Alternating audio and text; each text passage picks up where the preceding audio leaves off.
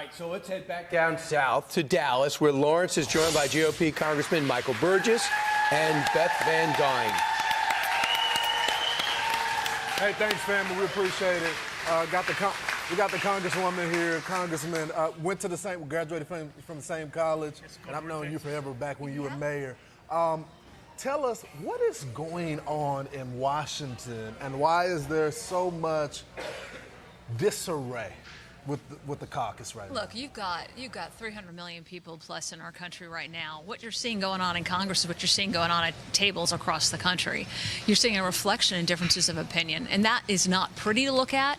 It is not, it's not always friendly, but those massive debates have to be happening.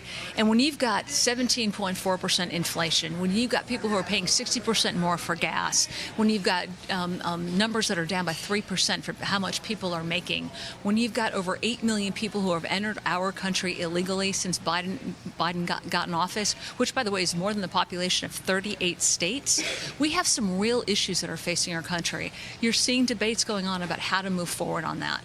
And I'm proud to say that, as Republicans this year alone, we've addressed that. With H.R. 1, we're looking at energy production and increasing it, getting rid of some of the ridiculous taxes and regulations that are holding our companies back. With H.R. 2, we passed a bill that, look, we need to force this administration to do its job and force the agencies to do their job. We need to build a wall. We need to stop people coming into our country illegally. And then we also looked at something like the REINS Act, which is something I pushed forward, which looks at regulations and the fact that we had $200 billion more regulations under Biden's first year and $1 trillion more.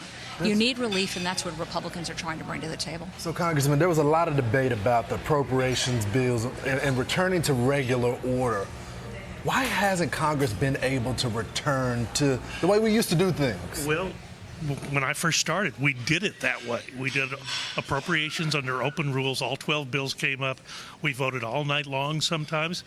It's a lot of work, but people just have to be prepared to do that. But I agree with Beth. We reflect the country. People elect us. We represent our districts. If we are divided and appear divided in Congress, it's because the country is divided. Now, a good president would bring people together rather than split them apart. Unfortunately, this administration has been focused on splitting people apart. I've never seen the number of labor strikes going on at one time that we have now. Do you need any better proof that Bidenomics is not working for the average American? Real quickly, Congressman, who are you going to vote for in this speaker's race? Steve Scalise. Steve Scalise. And what about you, Congresswoman? You've got Steve Scalise, you've got Kevin Hern, and you've got Jim Jordan. I think they're all phenomenal candidates. We're going to be having a candidates forum on Monday. And what we're doing as a Texas delegation is all getting together and saying, okay, look, we got to prioritize what's going on at the border. I'm still open-minded until Monday night. And the bottom line is, when we come out of that meeting next Tuesday, we have to be unified. We all have to vote for our speaker when we go to the floor. We can't have this 15-round stuff again. We've all got to be focused on getting a speaker back in there and getting to work. Congressman, Congresswoman. We'll also have Jim Jordan Ainsley coming up in the last hour of Fox and Friends. A lot of questions we have for him as well, Ainsley. I'll send it back to you.